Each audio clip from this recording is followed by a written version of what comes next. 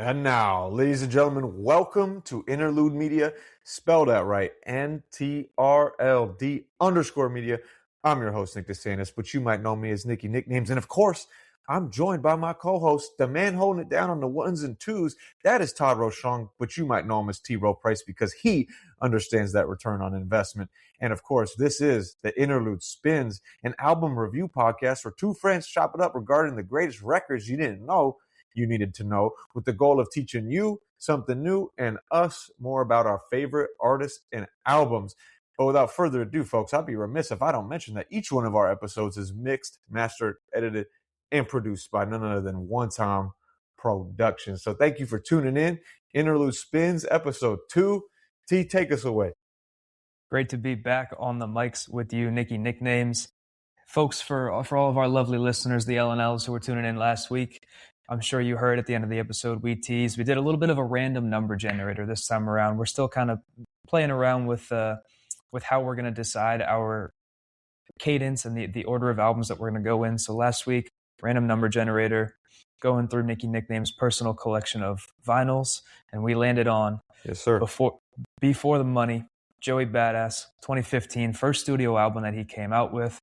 Fun project for us to jump into right on the heels of Drake. So, Nick, why don't you give us a little bit of background?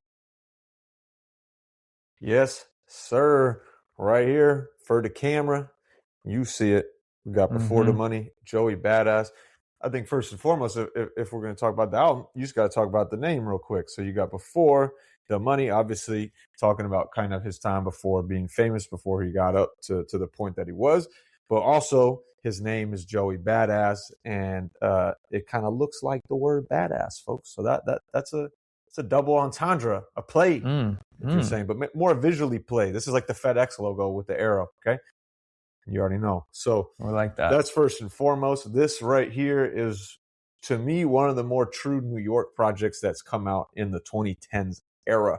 He's calling back to a lot of the old school influence that you see in hip hop around the 90s and that time frame, right? So this is, if you didn't know who he was and I blindfolded you and you put this album on, you wouldn't have thought this came out in 2015. I'll tell you that much. You would have thought that this came out a lot, earlier. And I think that's what's really cool about this, is that at this time frame, this was when the Nothing Was the Same type projects were dropping, right? And we were hearing these more kind of trap rising and all of that in the hip hop scene. But this album kind of brings it back, which is very different. But also, what Joey Bada was and who he is, he's 20 years old on this project. So still a very young kid, which is very incredible. New York City on the cover, you can see it. So really just repping the city. He grew up in Brooklyn with a squad of people. They were known as the Pro Era. The Pro Era was kind of this whole collective. They got signed together. They were putting out mixtapes together. And Joey just kind of became the front runner of the group. But the man who founded it was a dude named Capital Steez. Unfortunately, Capital Steez committed suicide, and so he never really saw this whole thing pan out. But everyone that is surrounded by this group, they always mention Steez and his influence on what they were able to do. So I think it's, if you mention Joey Bada and you mention his first few projects, you have to mention Pro Era and, of course, Capital Steez. But yeah, this album is kind of very different than the last vibe we had. But it's from the same era, and so I think that's really cool. But sitting back here, having mostly a rap collection on vinyl records, I'm excited to hear your take, T, because right here, when you were growing up, this was in the wheelhouse of the region, very northeast region right here. But I don't know if the New Jersey schools were bumping this back then. Would love to hear kind of your takeaway from this project to start us off. Yeah, without a doubt. Definitely was a fun project to dive into. It was one of those albums that I knew a couple songs off of ahead of time, but I had not listened to this from top to bottom, from front to back before. So it was very fun to jump into. A few comments on the fun things that you mentioned here. Not only was he 20 years old, I believe this dropped on his 20th birthday, meaning that all of this was produced and recorded when he's a teenager, which really is just a testament to his vocal ability and the skill set that he already had at such a young age. I think that's really cool. And yeah, like you said, came out in 2015. We did Nothing Was the Same on our last episode, which came out in 2013. But this is very like kind of gritty New York City, late 90s boom boppy type music. And it's definitely not what you would have expected at the time. And I think kind of one of my main takeaways from it, this is probably a result of that, is like I said, I only knew a couple songs off of this record before listening to it over the past week or so, most likely because there were no like radio hits that came out of this. And I think it's because he kind of defined a bit of a different sound and people maybe weren't expecting it or didn't really know how to receive it at the time. So I feel like that's kind of part of what contributed to this being, I don't want to call it a smaller project because obviously it's got numbers now, but at the time, I don't think it got the notoriety that maybe it deserved. That I think is 100% true. I think that was also by design in a sense, though. I don't think that he was trying to put together a project that was going to be chart topping. Now, I don't know if he would say that direct quote, but I just mean that Sure, you would be using a different soundscape on this album if you were trying to go for radio hits rather than quality music. So I love that in the sense that even the label let this go through. I think that's and I guess if you sell, you sell, right? But at this time, I don't think most labels were hiring rappers to get on here and make a sound from back in the day. But I also think that it's just the talent that is there. Obviously, we're going to get into it more with the lyrics and just the display that he has in the technique. But I don't know many 19-year-olds doing what he did, you know? So I agree with you. It's pretty cool. Yeah, I agree. And I guess just because you mentioned lyrics right there, there's the way that we're approaching interlude spins and generally the way that if I'm committing my time and I'm going to listen to an album from top to bottom and try to listen through the songs in order that the artist is recommending, the way that it was produced, all that, I have a tendency that I'm looking for a message throughout the whole project, something that connects it from start to finish. Right. We talked about it a little bit on our last episode. And with this one, I feel like Joey had a pretty clear message throughout. And obviously, correct me if I'm wrong, but I felt this pretty straightforward, that he's basically saying, like, back in 2015, 2014, the world was not a great place, especially not for a young black man growing up in, less than ideal conditions. But he obviously found a way to persevere. He matured as a man, he matured as an artist, and he had the right people around him that gave him the support when he needed it, that kind of enabled him to get to this point of releasing that first studio album, which I thought was really cool. And obviously if you are going to listen through the project and listen deep into the lyrics that are in there, especially in the verses, it can be pretty eye-opening for someone who's just not aware of what it was like. That's very true. He showcases the situation very well. I think it's something to be said that most, at least that I know, rappers on their first big studio project, like the one that is going to be heard and be promoted with a good budget, it's usually about the city. It's usually about more so them. Like they're not really playing a character. It's usually more so about them, and where they were, how they got there, and now we're here. What's up? Like it's kind of you showcasing who you are, more so than a bigger story. And I think that's very relevant on this project. So that's not like a unique concept, I don't think, but the cool thing about it is it's a similar model, but everyone has their unique story. So what is Jovan's, and that's what is awesome about this one. Yeah, no, and especially coming out of New York, right? Like there are so many different, obviously with the 5 different boroughs, with him coming out of Brooklyn, like that's a different lived experience than someone who came out of the Bronx, right? And Queens. And so it's definitely a unique kind of look into what his youth was like. And obviously he is still so young when this project comes out, but it feels like he has lived so many lives with everything that he's seen and been able to like I said, mature as a man. Yeah. Like he's a proper young man when this comes out. He's not just a boy. He's not just here making mixtapes. Like you said, it's the first studio album, so it's a record label saying we trust you. Like you are a guy here, and we want you to be you. Right. And I think he does that extremely well. Yeah. No, I mean, it's mature. I think is one of the best ways to describe it for what it was and what the situation is. So, I mean, to me, that's what's up. I guess curious from someone who maybe didn't know this project that well, because I remember when this came out and I was so stoked to get this on CD and all of that. I remember and I didn't mention this before, but Joey Badass kind of started getting. I'm a kid from Seattle, right? But I started learning about him through a mixtape called 1999. I think a lot of the New York era knew who this was. 1999 really put him on the map. And that was kind of a precursor to what this was. So I remember that. And then I remember like the hype coming to what this album was going to be. And I think there was a lot of, I don't want to reuse the word hype, but there was a lot of pressure on that sense of you got to fulfill this. You got to come to the table and make this happen. I definitely think for a first studio album that this was it. And arguably, if we look in hindsight, this could be his best album.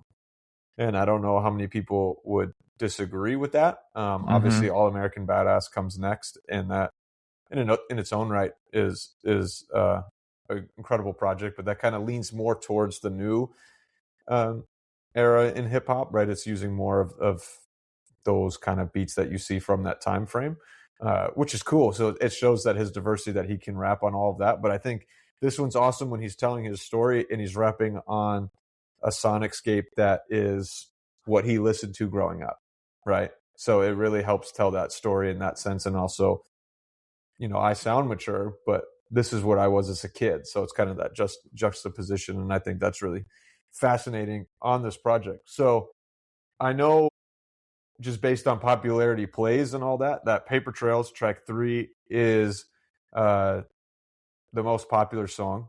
But I'm curious, from your perspective, what did you find to be the more popular songs and what did you connect with the most? Yeah, absolutely. So to your point there, Paper Trails was the first song on this album that I was like put onto and had it on my playlists, and absolutely enjoyed it. I think listening through the album, there's something about the flow on that particular song that it's catchy, and the soundscape, it sounds good. So Paper Trails was the song I was most familiar with on the project, but there are two others that I had known previously before taking a listen here, which funny enough was Like Me, even though it's like a slower song. Okay. I knew that song ahead of time. I've enjoyed it. I like how vulnerable he is on that project, or on that song, when listening through this project top to bottom. And then kind of like a funny anecdote, that I kind of forgot about. But my music taste is kind of whack and all over the place, and something that I listened to a lot of when I was in high school, especially, and even like into early days of college, was a lot of like SoundCloud mashups, where you've got DJs who are creating custom beats and flipping lyrics and whatever. And so there was a mashup that I used to listen to on SoundCloud of Teach Me, which is the very last song on this project. And I almost didn't really put two and two together. Like, I knew that it was Joey Badass on the mashup. And there are occasionally now, even in 2026, I'll go back and find my old mashups playlist on Spotify and play it, especially over the summertime. I just feel like it's a good vibe. And so I had familiarity with that song as well, but from a very different context, right? Not from listening to it in its raw form. But yeah, those were the three. Those were the three that I was most familiar with coming into this past week of listening to it from top to bottom. I will say the first and last one don't surprise me at all. I think those are the two more popular ones. But Like Me, that is, I don't know how you found it, but that's hilarious. I was not expecting you to say that track, but that's funny. Yeah, I think it was the That's very slow. lyrics. It's definitely a very slow song. I've always been more of a lyrics person and like a storytelling type of person when I listen to music. So I think that kind of comes through as we're analyzing these albums is I'm listening to the words a lot and I'm trying to find, like I said, that underlying story of the artist. And I think with that Yeah. track specifically, it's how vulnerable he sounds. Like he's trying to navigate starting to kind of get some accolades and some fame in his young music career, and Right. it's a slow, it's a mellow beat, but something about the words and just that the power in his voice when he delivers them, it caught my attention, and so I've had it on. I have like an alternative slower rap playlist, and that song has lived on there for years now. That's funny. Yeah, that song was definitely one of my least favorite ones, like growing up, like always on this album. It never really got to me. I also didn't like when I was younger, when this came out, like the slow kind of aspect I didn't love as much, where I've definitely started to come around to that now, and you can see kind of the beauty in slowing something down and what you're trying to say. But I didn't know this until listening to this project, but that song is actually produced by Jay Dilla and The Roots, which is crazy because that's just a crazy cast of characters to be on. I didn't realize that at 19, probably, right, if he was 20 at the release, that he was able to secure a Jay Dilla beat. Like, Jay Dilla has to be dead for around 10 years at that point, and he's regarded as one of the greatest producers of all time from Detroit, right? And now, granted, if the Roots are helping produce that, that's the connection there because the Roots are really close with him. But yeah, I think that just showcases that this older era of people, i.e. the Roots, are looking at him and saying like, "Oh, this is the kid. Yeah, this is that guy. We respect him," and they're putting the time in to help create a beat for him. Speaking on the beats, Paper Trails, like you mentioned, that's DJ Premier, so probably one of the greatest New York rap producers ever. Like, when you think of scratches and kind of those chopped up samples and throwing things in with the break beats, that's DJ Premier. He's probably the GOAT in that era in terms of that beat production for me.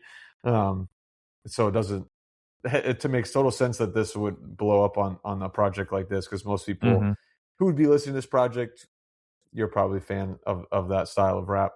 But other than that, you got a lot of people from Pro Era.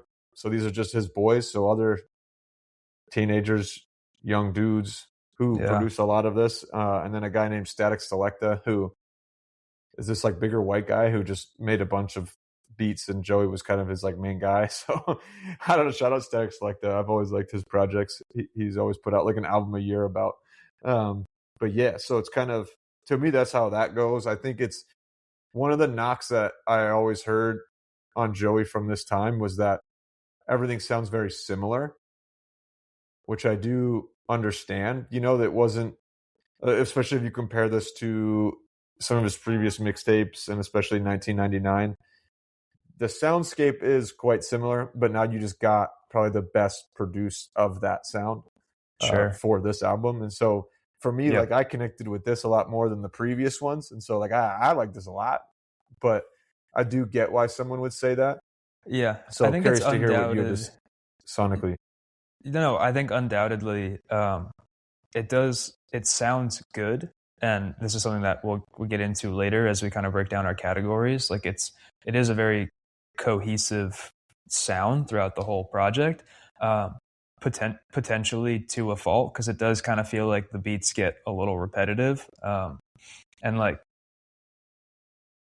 other than Paper Trails, there's not really a beat that stands out to me, I don't think.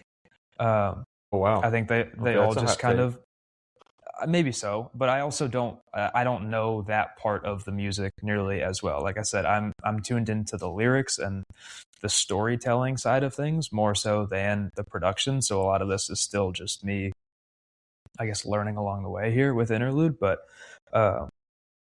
there weren't a ton of like standouts in the beats to me, but I certainly do enjoy the sound overall, and like we talked about, that it's kind of a callback to kind of grungier New York, earlier 2000s, potentially even late 90s type sounds.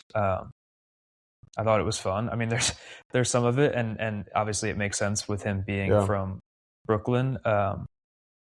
Like Big Dusty as a track specifically, to me, just sounds the exact same as Flatbush Zombies. Like I got the exact same vibe out of that, and so it was like not anything, I guess, unique in a way. But that's not to say that it wasn't enjoyable. That's funny because Flatbush Zombies, there's another group called the Underachievers, and then Joey's group Pro Era, they all like grew up making music together. So it's pretty much like that makes total sense that you would make that connection. They're very much like that, and to the point that I don't know the full details on this, but I bet there is some of the Flatbush Zombies production on this, right? Like at least just chopping it up with each other and stuff like that. So definitely that oversight, I would say, which is funny. I love Big Dusty. I think that's an awesome song. I think Jesus View also is cool in that regard. I'm surprised though in terms of beats, but just straight bangers. The two big banger songs to me are Number 99 and then Christ Conscious. Christ Conscious, I might have to say that's my favorite song on the album. It comes in just so hot. I think that was when I remember like the singles coming out from this project. I was like, ooh, yeah, this is gonna be different, because he always was kind of just rapping on that, and then this one was like, you know, it was like, okay, all right, what's he gonna do? So yeah, there's a pop on it, and I always thought that was cool. Number 99 is definitely still like a throwback beat. It's just higher paced, and I think a lot of people enjoy it for that. Like it's definitely your workout playlist type song. I think so is Christ Conscious. It's a higher BPM on Number 99, and I think kind of with that as a result of the beat coming in hotter and his flow on it just sounds more confident. Like it's exuding a certain level of kind of power with the verses that he's got on Number 99, which is you know, it's interesting. It's a good call out. And hey, it's not a rap project if you're not bragging about something a bit. Come on now, you got to have some sort of confidence in you. So that's the one. He's like, fuck the system, I'm here. So exactly. You gotta love it. Establishing yourself. I feel like that's like the key takeaway single from this, of like, I'm here, you know? Like the most of the project is before, but like this is where I'm at. And then Christ Conscious right after is, you know, Until I Reach Christ Conscious. So kind of looking at the future. And then the song right after that too is On and On, which is definitely something that's looking into the future. I find it interesting that those three, I think, flow really well together. And even Escape 120, which is the next song. So it goes Number 99, Christ Conscious, On, and Escape 120. They detail an interesting point of like where I was to the now to where I want to go, and like what does that look like and how do I deal with it? Yeah. It's just interesting that is still, I'm looking at the vinyl, but that is side C of the project. So you still have 3 more songs on the non-deluxe to go, and then 2 more songs on the deluxe edition. So it's kind of it's interesting to me that there's like Black Beatles and then OCB and Curry Your Chicken. Favorite Curry song. Chicken's the close, right? OCB. We'll get there. Don't worry about it. We got to get there. We got to get Curry there. Chicken. Nah, I got you. Curry Chicken though I think it's a beautiful song, and it's a great encompassment of the whole project. So I like that being the close, because it really does talk about where I was, but who helped me get there. But I find it interesting that the future is not the thing that closes the album. It's like in the middle of it. You know what I'm saying? So that is, I don't know. I was curious what you thought about that. I guess I hadn't really thought about that. I acknowledged it, but you make an interesting point that the album doesn't close in like chronological order, but I think so doubling back a little bit, like we said, it goes Number 99, Christ Conscious, On and On. I think On and On has the best lyrics on the whole project, specifically lyricism. Real. Yeah, it's real. It's so emotional, talking about the pressure that he's had, and like you said, where he's at now, and kind of starting to establish himself, but he's being very real about thinking about creating not just right now, but a legacy for himself in the future and something that's going to last. So I think the lyrics in that are the best on the whole project. I would listen to that on repeat and just like feel it. It's the type of song that you can really feel. And like you said, then it does kind of get you back. He kind of talks about where's the future, and then he brings himself back with curry chicken and just being grateful for his roots, grateful to his mom and his dad, and for getting him to at least having the opportunity to put out this very first project. So yeah, it's not a chronological arc that you follow necessarily, but I also feel like if I were in a situation where I was successful and I don't know, giving some sort of speech, Lord knows that no one's ever going to trust me in front of a crowd of thousands of people or whatever it is. But I feel like if I were giving some sort of like acceptance speech or anything like that, I probably would take some sort of a similar journey where it's like, here's where I was, here's where I want to go, and then thanks to everyone who got me here. I feel like it is kind of a natural way of telling a story. Right. And I think that is the whole story of this project. Like I said earlier, that it's, the world's not a great place. It's hard being a young black man in America, but I got here and I want to keep going. And so I think it works, like narratively from start to finish. I really enjoy listening to the album. Yeah, and it's interesting, like you're considering your legacy at 20. Yeah. Like that was not something I was doing at age 20, No, absolutely like not. On and On is definitely that. And it's hilarious. Obviously there's like Jesus View, which you've talked about, but that's kind of talking to the guys who have passed. Mm-hmm. And like, at that age, I'm not relating to that, not even today, so it's there's concepts on here that I think, especially being a kid from where I was from, I don't relate to, and I find that fascinating. And one of my favorite songs on this project we haven't talked about yet is Belly of the Beast featuring Chronix. He's kind of got this like Caribbean sort of vibe to him, Chronix, and it's like reggae, but he's not reggae, and I love his voice. But it's just talking about how New York City is the belly of the beast, and we made it out of that. And yeah, I think it's just a great interpretation of what everything was. I think that's almost like an accumulative song for me for this project. Yeah, I think I you just would love know the beat for it. Sure, absolutely. Yeah, you would definitely know this better than I would, but I think I read this in my like very limited research that I was trying to do. Instead of this time around, I was trying to focus more so just on the specific project and not trying to consume any additional information. But is Joey a child of Caribbean immigrants in New York City? I think he is. And so I think that makes sense that there would be some sort of kind of Caribbean influence.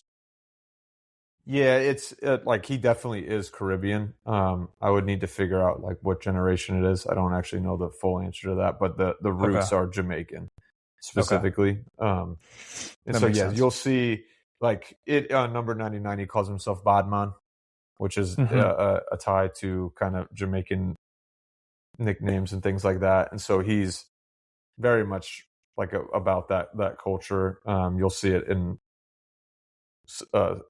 future projects as well, not just on this one. So there's definitely a tie there. And I think obviously that sound is probably something he grew up with listening to a lot. And so it doesn't surprise me at all that you hear it throughout here. Yeah, no, that makes a lot of sense. To your point, I think this project is a representation of what he grew up listening to, or what we could have expected him to grow up listening to. Right. And it's almost like the way that I felt about this is kind of my other like main takeaway here, is it almost felt like he was doing some different like performances, like putting on different kind of caricatures of what he grew up with. And there's the very gritty, grungy, older New York style of rap. There's that kind of Caribbean flow that gets mixed in. He's got a little bit of like R&B singing going on, and then there's just like modern 2010s rap flow, and he kind of hits on all four and displays his range as a performer, as an artist, which I thought was really, really fascinating and really fun to listen to. Yeah, technically, yeah, in terms of rap, like technique, he's way ahead of his time on this. I think also pen wise, he's way ahead of his time. So it's pretty wild to see that. I think this, like the way he sounds, like we've mentioned, just like even with voice too in this though, can be very similar. And I think that might have hurt him in the future, but he kind of stopped rapping and getting more into acting and things like that. But yeah, I think that was always like a big aspect of it, and just being genuine and real. And Yeah, you just feel that here. Yeah, which I really loved. Enjoyed that throughout the whole project. Being who I am, obviously I don't relate much to a lot of these projects, but I think that's why I relate to it a lot, because I like learning about something different and that curiosity. But there's two call outs. I know Todd's wanted me to get to it, but there's two call outs that I have to say on this project that I can relate to. First is Escape 120. Corey's the guy who's featured, and at the end, he has a claim. He says, if it rains in Seattle. And I was always like, let's go. Because I lived in Seattle, and of course, too. Folks, hey, look at, you already know what I got on right now. We got, you know, who we're recording on Monday, yesterday, the day after the Super Bowl, but I gotta give some time to give a shout out here. You feel me? So let's go Hawks. Go Hawks. Okay, big win for the city. So if it rains in Seattle, it wasn't raining last night. That's all I got to say to Mr. Joey Badass. It was only raining. Song. It was raining one thing in Seattle last night, and that's confetti. Hey, good call. And you don't want me to talk about it if your confetti ain't even heavy, but that'll be for another episode and another time, folks. you know it's good there. But so yeah, I had to give that shout out. You know, we talk about it a little bit. We made some bets. We got a future. We put $1 on the Mets winning the NL East. I had to throw it in there somehow. If we're talking about New York, you love it. You love to see it. It's always the Mets. It was always the Mets. The second to last song is a song titled OCB, which off cover, y'all might not get. He's trying to go for a flow very much similar to ODB. So I think that's the connection for OCB. He shouts out ODB also in the chorus, but OCB means the only child blues. Yeah. Y'all know what I am. Nicky nicknames. Y'all know what I am. Okay. So yeah, no, this song, I was like, oh man. This is the one where I was like, oh, someone's speaking to me right now. I had a feeling this would be one of your favorites on the whole project. Well, it's funny. Like, I feel like it has to be, but in terms of like the song itself and just all that, it never was. But I always like kept it on playlist because I was like, yeah, right. The only child blues. I got you. I never felt like that down about it though, you know. But it's just funny. It's funny that I guess we have that connection between the two of us. That we're both only children. But yeah, no, I think that it's a cool song. I think it's an interesting way to tell the story through that, right? I've never heard of something similar before, especially in rap. So yeah, you got to give the shout out there. I think the big question for me that I still don't know the answer to is he's from Brooklyn. I don't know if he's a Yankees or Mets guy. Oh, we're gonna have to get an answer. From what I've seen, you know. Yeah, you know, for what I'm seeing, if I had to guess, I'd say he's probably Yankees. I think he reps the city, but I've never seen like a full thing on it. So I apologize to the listeners. That's something I need to know, but you know, it's the way it goes sometimes. Maybe we just need to get Joey on the phone and ask him. Why not? He'll hop on the interlude pod. Let's give him a call. I think another thing I forgot to do last time, but I should on this episode of Interlude Spins, ladies and gentlemen, is talk about the record itself, right? There was a lot of things that I was going to mention about the Drake record. I think we were still trying to figure out our flow, so we didn't really get into the full rhythm yet, but that's okay. You know how it is. That's okay. So this album, though, they have just started, I saw recently, to put it on a legit vinyl. This is a fan press, technically. You can kind of see that, and I think this is hilarious. Usually this will be a sticker on like the saran wrap on the outside promoting. I think it says, debut album, and it says who the artists are featured, but it's actually printed on the cover. the physical. Yeah. Right, exactly. So this is definitely a fan press. It does sound actually really good. Sometimes the fan presses, they'll skip a song or it won't be as nice of a sound, and I bet the official one is better. They are just releasing a new stock of official ones I saw like in the past few weeks. So I'm kind of like, damn, because I obviously like to try to get an official before I get a fan press, but I really do like this one. This was such a big project for me growing up, and so I was like, man, I've always wanted this album on Spins, on Donuts, we like to call it, and I found this at Generation Records, which is over there in Greenwich Village, deep Manhattan. So finding Before the Money in New York, I was like, that's a vibe there. So there's the connection to the record, ladies and gentlemen. I will say this is a fun call out. I think for number 99, it's actually a pretty short song when you listen to it on the streams, and actually on the CD even, because I remember this. It's still the shortened version, but on the vinyl, there's like this whole news clip, and they play into this whole thing, and it's like a made up news clip about him being kind of like someone that the law's after, and they're trying to find. Very reminiscent of a lot of the MF Doom interludes. And I think that was probably released on like SoundCloud or something as like the full version of the song. And I bet that got chopped in production with the record labels. But that's the fun thing about fan presses, is sometimes they will put on different variants or different versions of the song. And so that's one call out, which is kind of cool.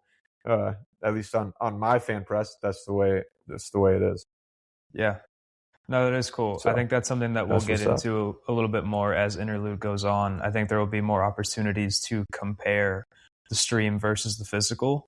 Because I do not have a way to spin donuts, as we like to say. So anything that we're listening to here, probably like a lot of our listeners, I'm on Spotify. That's how we're consuming this here. And so it is cool to be able to compare that medium. I mean, anytime that Nick and I are together at the crib, like we were last night watching the Seahawks take down the Patriots, we get a record spinning, and it's just a good way to set the tone. And so I have to. We like that. Yes, sir. Cool. I mean, I'll show you all this right here. We got, this is the variant, a little bright yellow. Yeah. Action going down. Yeah, kind of funky. But fan presses, you never know what you're going to get. Usually they're pretty cool. So respect. Sweet. But that, ladies and gentlemen, I think that does a wraps on us talking about it. Todd, I think we gotta do some rankings. I was just about to say, I think that kind of wraps up the dialogue here. But so for our folks who were listening last week, we have a plan for ourselves, at least, where we want to give every record that we listen to a score across a variety of categories. And so what we talked about last week with Drake, I think we kind of realized in real time that maybe our categories weren't defined as neatly as they could or should have been. So we've made a little bit of tweaks here on episode 2, but that's all right. So with that said, new category number 1, updated category number 1 is concept and structure of the album. So what's it about? How does it flow from top to bottom? I think concept-wise, like I said, I feel like the message that he's trying to convey came through very clearly, which I appreciated. Right. And so with that, I landed pretty high at an 8. Yeah, I think, the concept and structure for the last album we talked about, I even made a revised track list. I'm not making a revised track list for this project. I think that the concept, the thing you could say is, it's not a unique concept. Like, this is something that people have done before, but it's his unique story. And I really do love the structure and the way it flows. So for me, I think he tells it, and I'm going 8 too. So I agree with you on that. Awesome. Cool. Now, something I think that's going to help with some clarification from what we were doing last week. Category number 2, updated version, we have sound and production. So we're focusing exclusively on that soundscape. And like we talked about, I think actually, why don't you kind of give a little refresh here on kind of that 90s grungy New York City sound? For sure. So I think like the sound of this full project, I think for me, my score is going to drop a bit in the sense that I think it's very, it can get monotone. I was working while listening to this album today, and like there's times where you get tuned out. It doesn't always like slap you in your face, but that's not also what the project was supposed to be. And I completely understand that. This is definitely something where you're supposed to sit down and think with and sit with it. So I do like that. I think though it does showcase that this is the first album or coming out, and there's different layers that can come into this. So for me, I'm gonna go 7 on sound and production. I do think it's a great project there, but you have to be a true hip hop fan, I think, to really love and enjoy the way this project sounds, rather than someone who's interested in more of like what we would call the bangers. So yeah, for me, I go 7. Yeah, I don't disagree in any way. Like I said earlier, and it's probably a hot take, but for being someone who's not as educated on the topic, to me, like I said, nothing about the beats necessarily stood out, other than the fact that at this time, these were beats that you weren't necessarily hearing. And now listening to it a decade later, what I think is cool is that those beats still sound timeless, and I still think like it still achieves the goal that it had back then. Listening to it now, listening through it top to bottom for the first time, it still accomplishes that. So I give it credit there, but I also had it at a 7 just for the sake of it sounds kind of the same throughout. And I was listening to this when I was in the car this past weekend. I was driving down to visit family in Jersey. And kind of without realizing it, all of a sudden 3 songs went by, and I was like, oh shit, like I got to go back. Like I got to listen to these again, because they kind of just, they floated out into the background noise, and I wasn't really giving them kind of dedicated attention. And so, yeah, I'm at a 7 as well. Yeah, and I think that's important to note, is that doesn't mean that the song's bad, right? Because lyrically it can carry heavy, but especially if you're doing something else and you have something on the background, which is mostly how we listen to music, right? I think that's what sets really great projects from really good projects, that you realize that a song transition, you realize that something has started / stopped, and not even it can flow, but just like that there's something going on, and you're aware of it. I think that's such a hard thing to do, and that really showcases greatness in that sense. Where this project, I think it's very close. It's very close, but you will find yourself on the back end.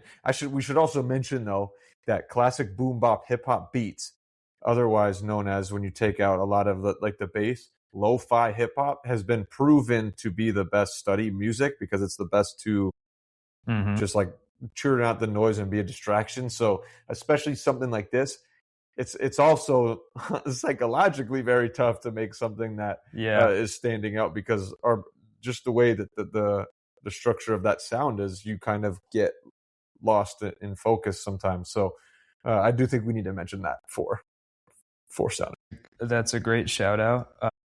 I don't know, because we are now in February at this point, and I still don't know how this app on my phone works. I don't know if I can pull up my Spotify Wrapped for 2025 anymore, but my number one genre that Spotify thinks I've listened to is lo-fi, because I play it in the background constantly. And then I have different iterations of it that help me in different settings at work, and I'm trying to concentrate on stuff. It is like lo-fi hip hop type beats that I have going on in the background.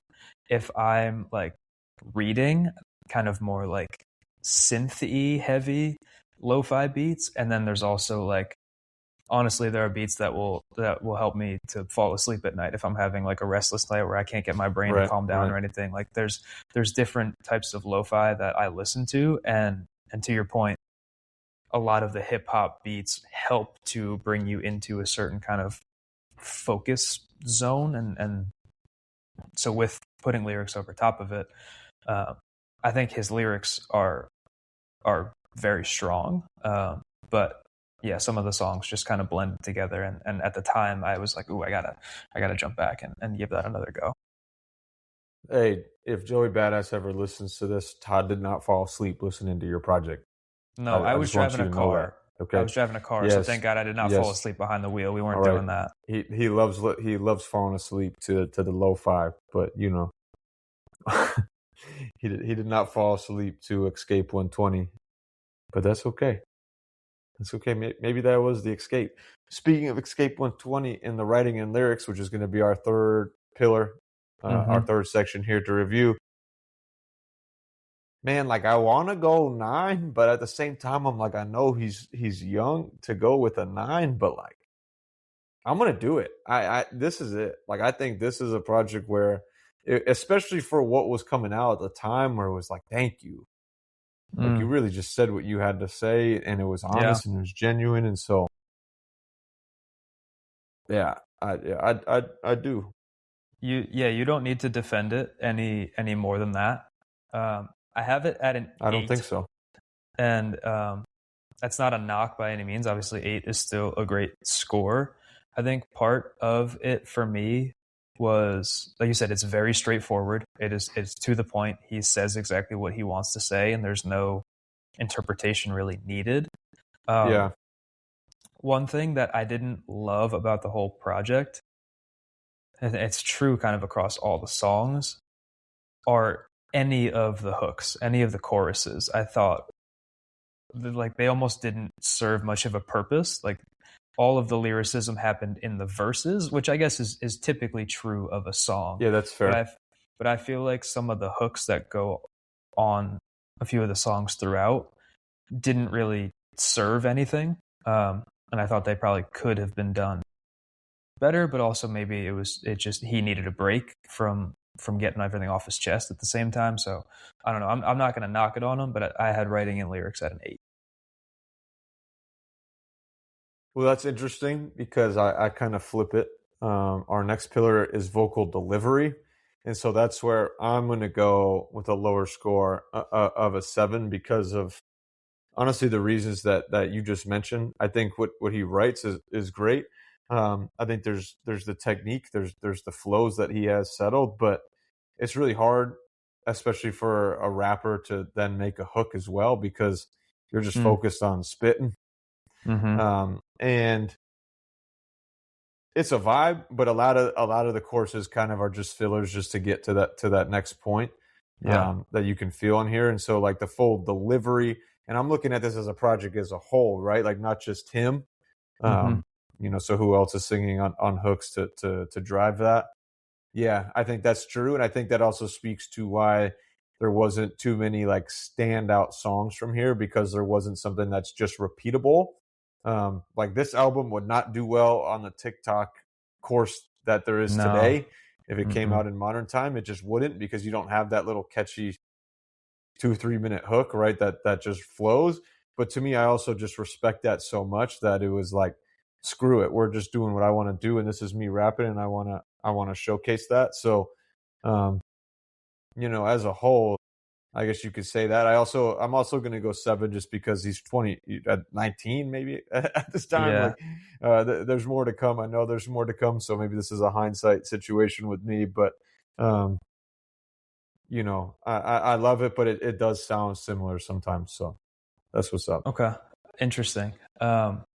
So here we're flipped in a way because I had it high. I had it at 9, and my reason for that is partly what you said of it's like I'm here and I'm going to spit and I'm going to do my thing and I'm going to do it consciously. I'm going to do it confidently.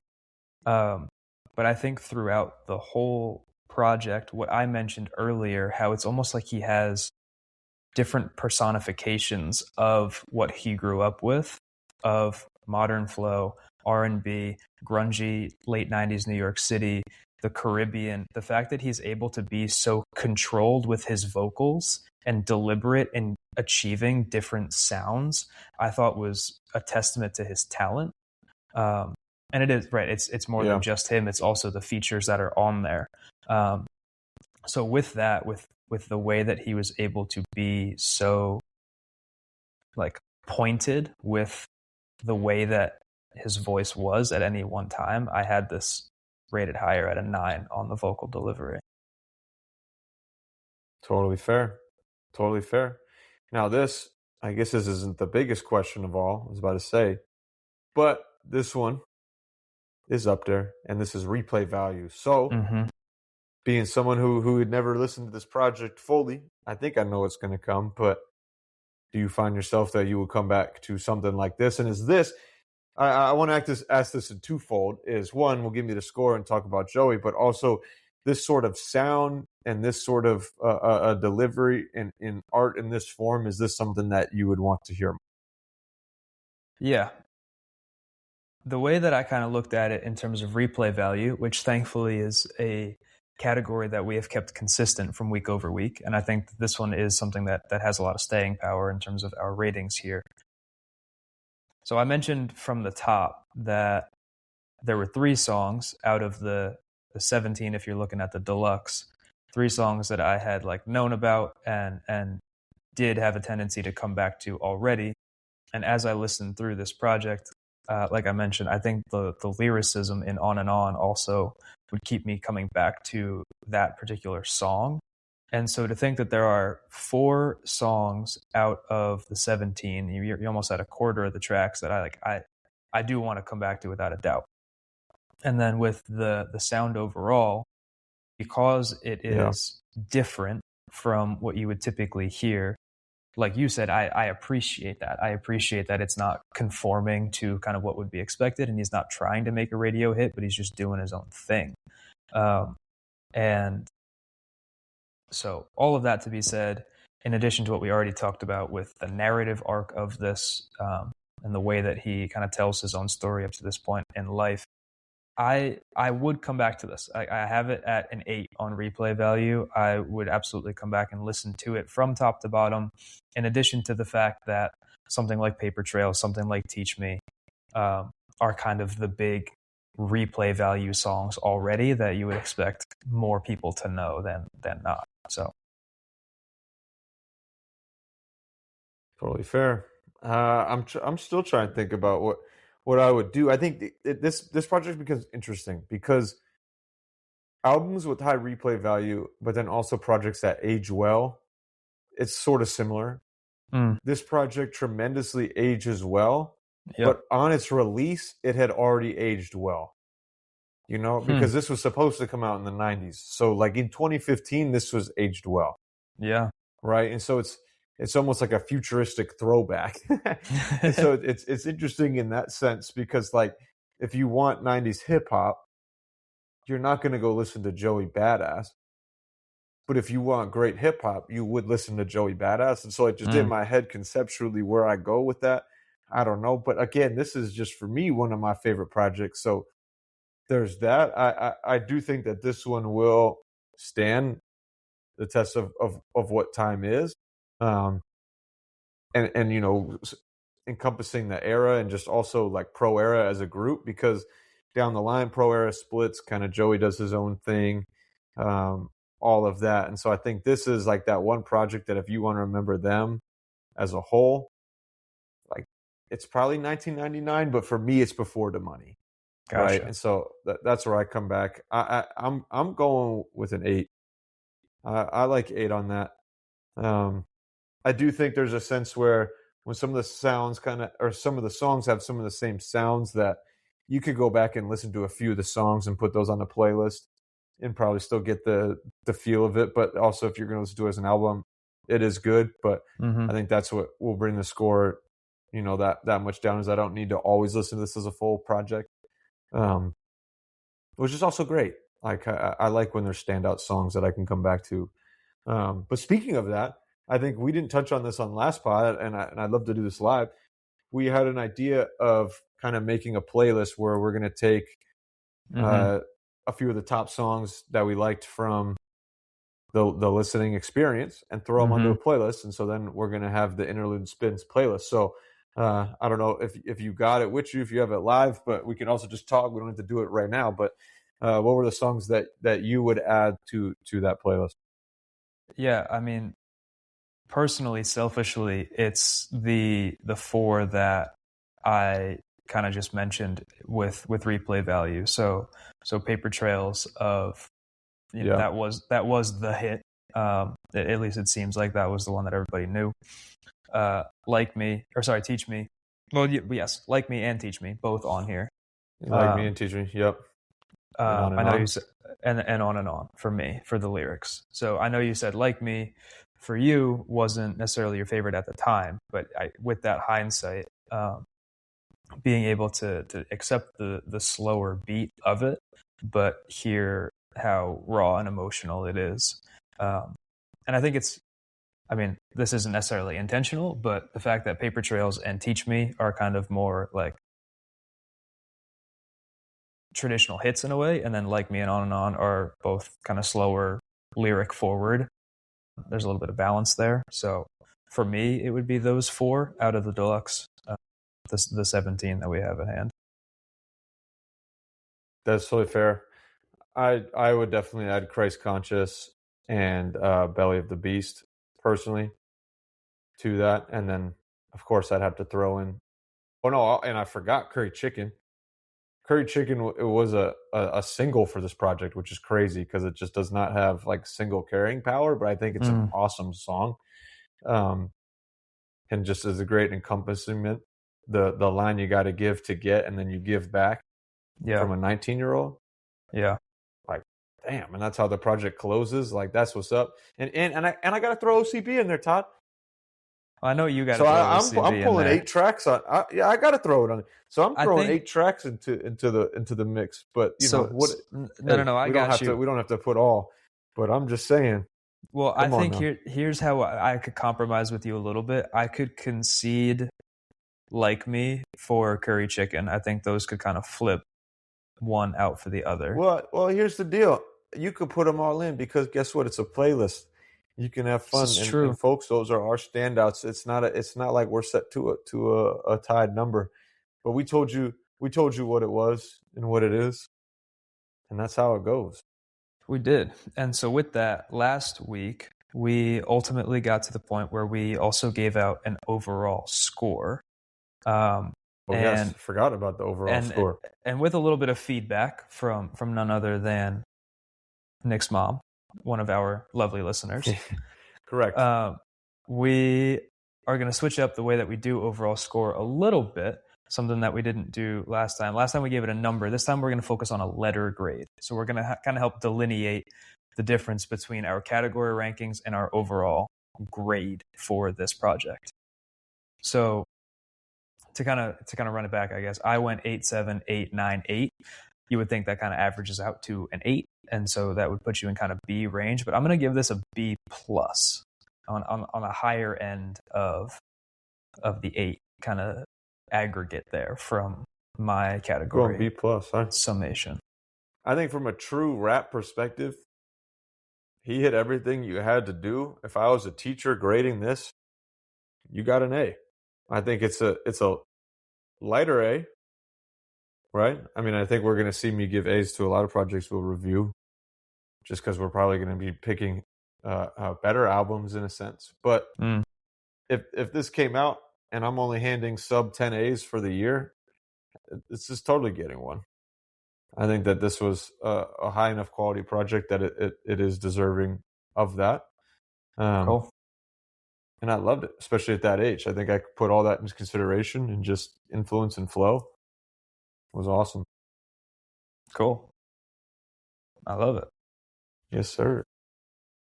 Well, any other takeaway thoughts on this project, or as we start to wrap up, start to think about what next episode might have in store for us? I think it's moving on. Now, ladies and gentlemen, last time we were trying to figure out a flow of which albums we're going to review. We kind of came to a realization that I own, as some would say, too many records. As some would say, we're worried about moving, Nick. Where are we going to put all those records? Don't worry about that. Okay? She who shall not be named in this moment. Thankfully, they're all here though, so we might as well utilize, right? And so I came kind of to understanding that I think it would be fun that, hey, this is the private collection of Nicki nicknames, however you want to call it. Hey, with the OCBs, I get to pick out a donut and spin it whenever I want. Okay, so I love that, but I mostly like to do it with others. And so this is fun. We got Todd here who's kind of liked hip hop but getting back into it. So I like the concept of, you tell me a little bit about what you like and I'll curate this and pull something. But I kind of have an idea for next week. If you have any input, go for it. But I kind of have an idea of where I want to go for next week. Okay. I don't want to lead you too far because I like this idea of you kind of curating a listening experience for yourself. Graciously for me, I appreciate that. And for our listeners as well, for our fans out there who will hopefully be tuning along. I'd say if anything, because we did do kind of two 2010s projects in a row, maybe we have the opportunity to switch up era, but otherwise I trust your direction. Well, it looks like we do a podcast together, Todd, because I had the same idea. We kind of had the same thing rolling. Okay. I'm actually probably going to pick an artist from that era, which is what it was. But something big in music happened a week ago, and we were going to talk about it last week, but we realized we were just flowing too much on the Drake album. But that, of course, was the Grammys. I'll touch on it a bit because I think we're going to go more in depth next time. But I was actually happy with the Grammy selections for rap albums of the year that they had. And so I thought, why else not just do rap album of the year, ladies and gentlemen? I know my father's going to be stoked about this one because if I had to put Drake up, then I got to come back with some Kung Fu Kenny. And this, of course, is GNX. But we could pick a Kendrick album from the same era and talk about that in depth. There's probably way too many podcasts, and podcast careers have been started over that, including college courses. But this album is way more reminiscent of the current sound and showcases that. And maybe we should just touch on the beef a bit, and maybe we'll get out a special record touching on the beef, because I think we have to talk about this album. So that's the way it goes down. So GNX next time. We don't know, folks, fully what the flow is going to be, but next time we talk to you about an album, about a donut, we're going to be right in that GNX. So that's what's going down. That sounds good to me. I'm sure that sounds good to our listeners as well. So for the LNL, for our lunch and learners, go ahead and queue up Kendrick on the SoundCloud, on the Spotify, on Apple Music, wherever the heck you get your listening experience from. Listen along with us and get ready for episode 3, GNX Kendrick. Looking forward to it. Nikki, let me say one thing to the people. Let me say one thing to the people, Todd, before I do that. Hey, so to the LNL, the lunch learners, there may or may not be this album in CD format in my room, and I know you work in my room, so no excuses that you didn't listen to it. Hey. Just had to get that out there. Okay, that just had to say something. That's to the void, That's to the people. I was talking to the turkey, man. So that's shout out the turkey. Shout out to the turkey. Well, Nick, it is always a pleasure. And folks, for all of our listeners, that concludes another episode of the Interlude Pod. That's Nikki D. I'm your co-host, Todd. Thank you for tuning in. We hope you enjoyed listening to this episode half as much as we enjoyed making it for you. Because we had a ball, and only real music is gonna last. All that other bullshit is here today and gone tomorrow. So without further ado, we will see you next time on the Interlude Pod, Interlude Spins. Good night, New York. Good night, Connecticut.